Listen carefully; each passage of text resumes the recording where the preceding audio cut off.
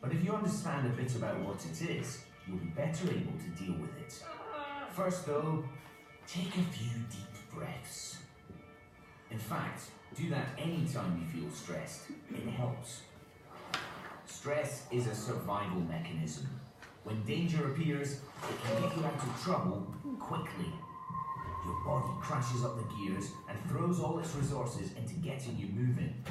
Your heart pumps furiously to increase blood pressure, glucose is sent to the muscles as fuel injection, and you become totally focused on what psychologists call fight or flight.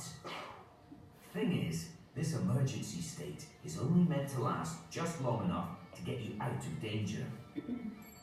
But here in the 21st century, we stress about different things, and for much, much longer. Your brain and body stay on red alert, and you'll be less able to think clearly, learn, or remember things. This is stressing Take me a out. few more because The as red you doesn't know, help, does it? Stress is a physical reaction, and deep breathing helps to counteract its effects. So, what else can you do? Okay, top tips to reduce stress. First, get plenty of exercise. Let out all that locked up energy. Now, back to the problem. Get in control. Scope out the situation and how you're going to tackle it. Don't stress alone. Talk to someone. Socialize. And have a laugh. You can't laugh and quake with fear at the same time.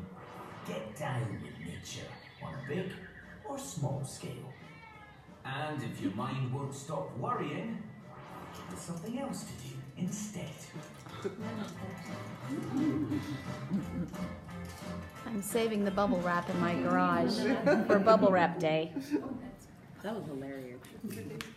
I love that video. It was pretty stress reliever. You remember they came out like a stampede last year when we took bubble wrap Yeah. during lunchtime? Yeah, everyone like a likes huge this. roll. That was so Yeah. much fun.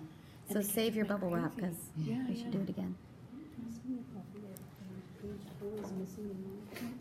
So we can debrief from the video with them, ask them what reactions did they notice a body has. They might say heart pumps faster, muscles are ready, the brain focuses.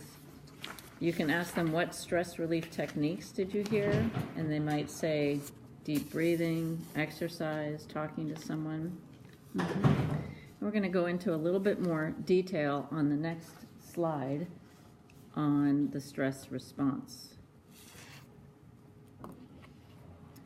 Okay. So Next slide. during the stress response, there's some noticeable effects, which we just saw in the video. Heart pumps faster, breathing quickens, break out in sweat, muscles tense for action. And there's some hidden effects. These are the chemical and other things going on in the body. The brain's getting ready for action. It's a good thing. Adrenaline released for fight or flight. Digestive system suppressed, because you know the last thing you want on a long run with the woolly mammoth chasing you is to have to stop and eat. Blood pressure rises. That can be good if you need to be on the run. Okay. So there can be some, you know, you could ask them, there's some positive things, or there could be negative things. As we've talked about before, sometimes it helps to share a personal story, maybe help them relate to it and make a point. The story I'm going to share with them happened this summer. For me, I'm very afraid of snakes, and on a backpacking trip, we came across 2 rattlesnakes right at the edge of the trail. I think they were mating because they were coiled in a figure 8, which was very strange, but I'm going to show them an awesome picture that we have of this. But I froze. I literally just could not move. My body's reacting just telling you guys about it. And I'm going to tell them a little bit about how I got through that. And the short of it is I got through it by asking my husband to come back down. I talked to someone, I engaged socially. I didn't do it on purpose. I hadn't prepared all of this and thought about it, but I just knew, I thought, what the heck am I going to do? And I knew that if I could see him, I could get past it. And so that's what I did. I ran for my life. I didn't look at it. Right, so that's my little story. I'm Yeah. sure you guys might have some sort of little story to share with them about stress for you. I was very much in fight, flight, or freeze, strongly. All right, the next slide. So this is sort of the moment, a moment of stress, right? Moment of high stress. So we're thinking about that. We're understanding what happens in our bodies. And then we'll talk about prolonged stress, kind of going back to that lifestyle stress we touched on in the next slide.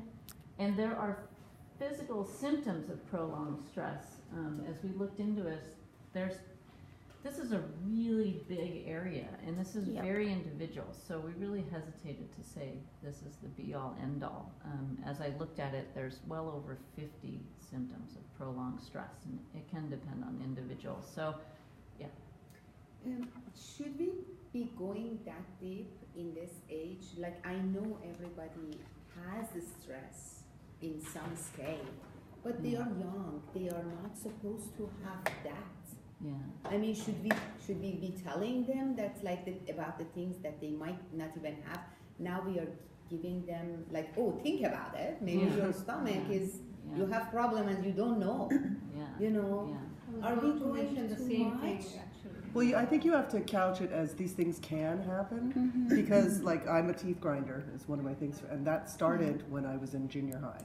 I think So they are too. starting to get the, I mean, you don't say, this is what you're gonna get. You say, these are some of the things that can happen if you're stressed over a long period of time.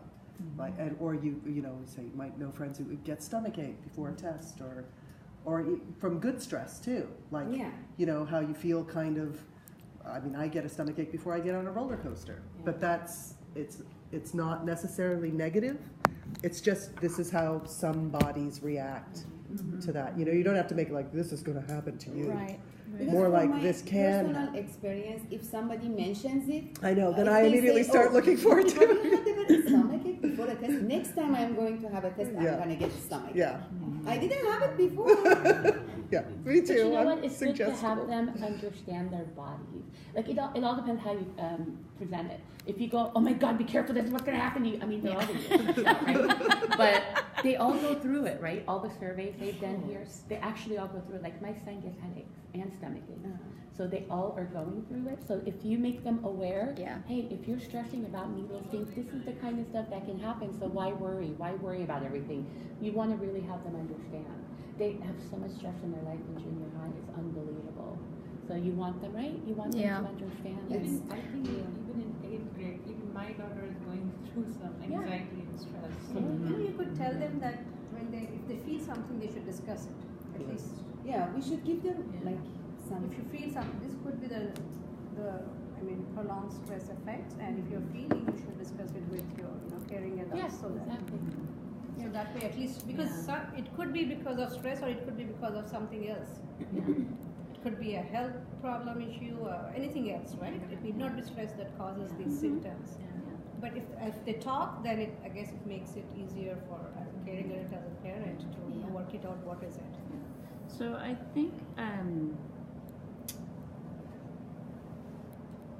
think we could do a disservice to our youth by not recognizing what is really happening with them. And I would say a majority hopefully will never experience any of this. But it is happening, and I think for them not to understand it and know that there's help, what do they do then if they're not informed? I'm thinking of Madeline Levine. I don't know if anybody's familiar with her. She was a Marin psychologist. She's still in Marin, I believe, but she also works with Challenge Success, and she's been studying this area for many, many years. And she wrote a book, which I'm blanking on. Can either of you come up with it? Anyways, long story short, over the years, she has recognized that anxiety has become the #1 problem for younger and younger children. And so they're really doing a lot of work in trying to help kids understand that. So I think, if Rolling Hills Middle School is a microcosm of of the teenagers and the middle schoolers out there, then there definitely are some kids with some prolonged stress, unfortunately, in their lives. And so if they can think about it for a moment and understand what's happening and know that there's support for them, I think that's the message that we want. Or how they can resolve it on their own. Yeah, How we can talk about the support, like, yeah. So next session, Yeah. so this is a two-part session. okay, This is really to give the kids a sense of, in some ways, a little bit more about the science, the physical aspect of stress and what it's, how it portrays itself, and have them think about what their stressors are already at this stage.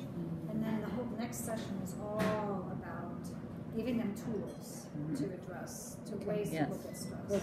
Yeah. I mean, one of these, and I Go ahead. time issue, but the mood swings. Oh my goodness! At this age, it's not Yeah. just the hormones, but it's the kids realizing there's a lot on their plate, and they have higher expectations on their teachers, their parents at this time. It's you've moved from elementary school to a semi closer to adult, level of expectations, and having them understand, oh, my mood, I feel crappy today, or I'm happy tomorrow, what's going on?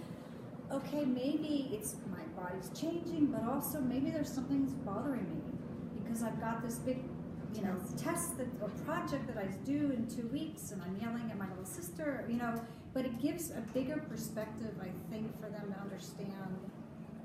Yeah.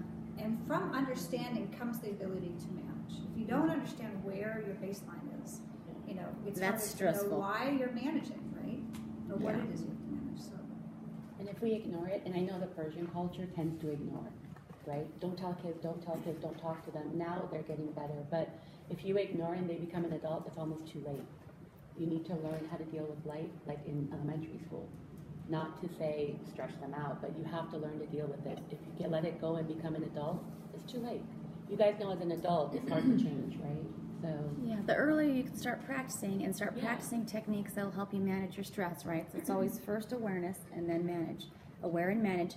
So I love keeping it outside of the labeling of there's no good or bad. It's just what happens yeah. and certain applications. Yeah. Yeah. Okay, so Time. Better go. definitely one of the points here is just because you have fatigue, you have something going on, that doesn't mean you're stressed. Yeah. You could be fatigued because, I don't know, you had a really great book you were reading till 2 in the morning, and now you're tired.